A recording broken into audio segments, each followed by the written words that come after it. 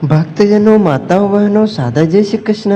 मैं हूँ आपके साथ आचार्य नीलेश शर्मा। वट सावित्री पूर्णिमा व्रत 2023 तिथि सनातन पंचांग के अनुसार ज्येष्ठ शुक्ल पक्ष की पूर्णिमा तिथि का शुभारंभ 3 जून को 11:16 पर होगा और इस तिथि का समापन 4 जून को सुबह 9:11 पर होगा। ऐसे में वट सावित्री व्रत 2023 3 जून 2023 को ही रखा जाएगा, यानी वट सावित्री पूर्णिमा का व्रत यह शनिवार को रखा जाएगा। वट सावित्री पूर्णिमा तथा वट सावित्री अमावस्या में विशेष अंतर नहीं है।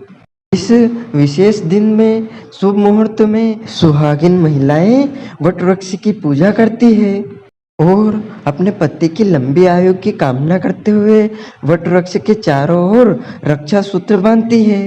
वट सावित्री पूर्णिमा के विशेष दिन पर वट वृक्ष की पूजा का विशेष महत्व है, क्योंकि वट वृक्ष में भगवान विष्णु वास करते हैं।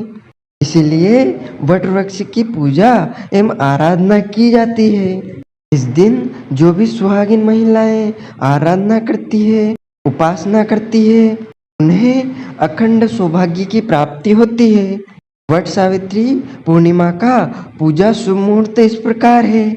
शुभ मुहूर्त उत्तम मुहूर्त 3 जून को सुबह 7:07 से 8 बजे तक का रहेगा। दोपहर को पूजा का मुहूर्त 8:21 से 12 बजे तक का रहेगा। लाभ उन्नति मुहूर्त दोपहर 2:02 से 3:47 तक रहेगा। अमृत सर्वोत्तम मुहूर्त 3:47 से शाम 5:31 तक रहेगा। मान्यता है वट यानी बरगद इकलौता ऐसा वृक्ष है जिसमें ब्रह्मा विष्णु महेश तीनों ही देवताओं का वास होता है। इस वृक्ष की पूजा करने से तीनों ही देवता प्रसन्न होते हैं और मनुष्य की सभी मनोकामनाएं पूर्ण करते हैं। वट वृक्ष की पूजा करने वाली महिलाओं को अखंड सौभाग्य की प्राप्ति होती है और उन्हें संतान सुख की प्राप्ति होती है। इस व्रत से यह भी पता चलता है कि सुहागिन महिला में कितनी ताकत होती है कि यमराज से भी अपने पति के प्राण वापस लेने की क्षमता रखती है। सुहागिन महिलाओं में इतनी ताकत होती है, शक्ति होती है। वट सावित्री पूर्णिमा व्रत कथा इस प्रकार है। प्राचीन काल में भद्र देश के एक राजा थे जिनका नाम अश्वपति था। भद्र देश के राजा अश्वपति के कोई संतान न थी।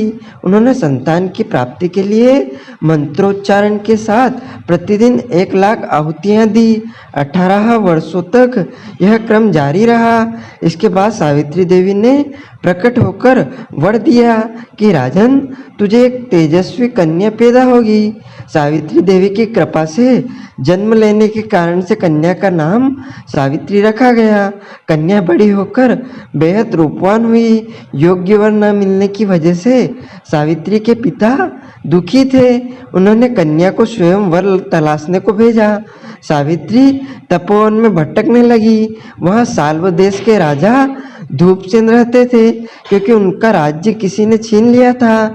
उनके पुत्र सत्यवान को देखकर सावित्री ने पति के रूप में उनका वरण किया।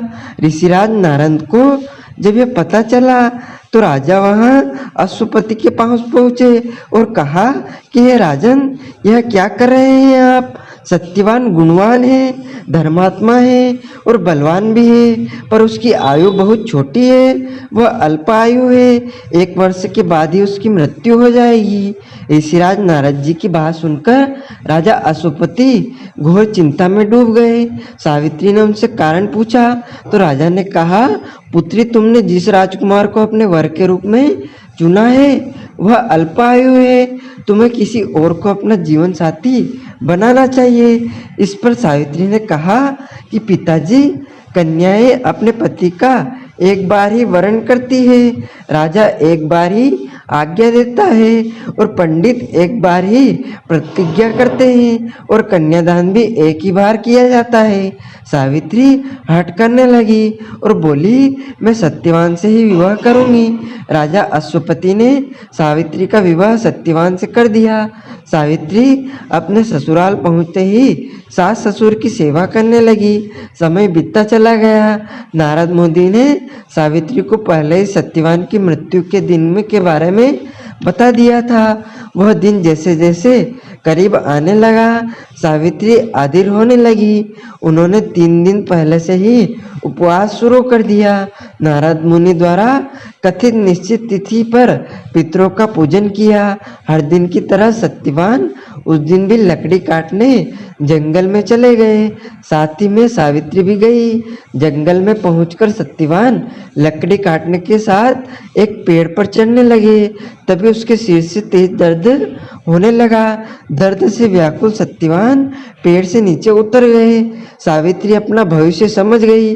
सत्यवान के सिर को गोद में रखकर सावित्री सत्यवान का सिर सहलाने लगी। तभी वहां यमराज आते दिखे। यमराज अपने साथ सत्यवान को ले जाने लगे। सावित्री भी उनके पीछे चल पड़ी। यमराज ने सावित्री को समझाने की कोशिश की कि यह विधि का विधान है, लेकिन सावित्री नहीं मानी।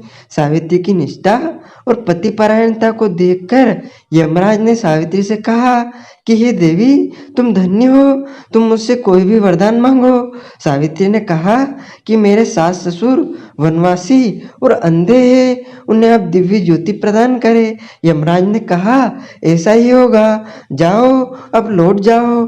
लेकिन सावित्री अपने पति सत्यवान के पीछे पीछे चलती रही। यमराज ने कहा, देवी तुम वापस जाओ। सावित्री ने कहा, भगवान मुझे आपने पतिदेव के पीछे पीछे चलने में कोई परेशानी नहीं है, पति के पीछे चलना मेरा कर्तव्य है। यह सुनकर उन्होंने उससे फिर एक वरदान मांगने को कहा। सावित्री बोली, हमारे सास ससुर का राज्य छीन गए, उसे पुनः वापस दिलाएं। यमराज ने कहा, सावित्री को वरदान दे दिया और कहा, अब तुम लौट जाओ।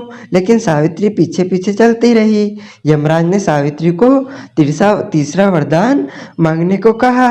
इस पर सावित्री ने कहा, 100 संतानों और सौभाग्य का वरदान मांगा। यमराज ने इसका वरदान भी सावित्री को दे दिया। सावित्री ने यमराज से कहा कि प्रभु, मैं एक पतिव्रता पत्नी हूँ और आपने मुझे पुत्रवती होने का आशीर्वाद दिया है। यह सुनकर यमराज को सत्यवान के प्राण छोड़ने पड़े।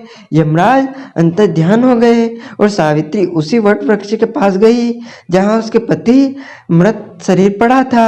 सत्यवान जीवंत हो गया और दोनों खुशी खुशी अपने राज्य की ओर चल पड़े। दोनों जब घर पहुंचे तो देखा कि माता पिता को दिव्य ज्योति प्राप्त हो गई है। इस प्रकार सावित्री सत्यवान चिरकाल तक राज्य सुख भोगते रहे। अतः पतिव्रता सावित्री के अनुरूप ही प्रथम अपने सास ससुर का उचित पूजन करने के साथ ही अन्य विधियों का प्रारंभ करें। वट सावित्री करने और इस कथा को सुनने से उपवासक के वैवाहिक जीवन या जीवन साथी की आयु पर किसी प्रकार का कोई भी संकट आया भी हो तो वह भी टल जाता है। यमदेव ने चने के प्रसाद के रूप में सत्यवान के प्राण लौटाए थे, इसलिए प्राण रूप में सत्यवती कथा में चने का प्रसाद अर्पण किया जाता है। जो भी यह व्रत रखता है उसके जीवन में सुख समृद्धि और शांति का वास होता है। सदा माता लक्ष्मी का आपके घर में वास बना रहता है।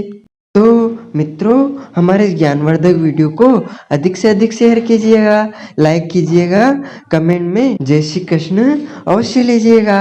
आपको और आपके पूरे परिवार को सादर जय श्री कृष्ण, सादर धन्यवाद।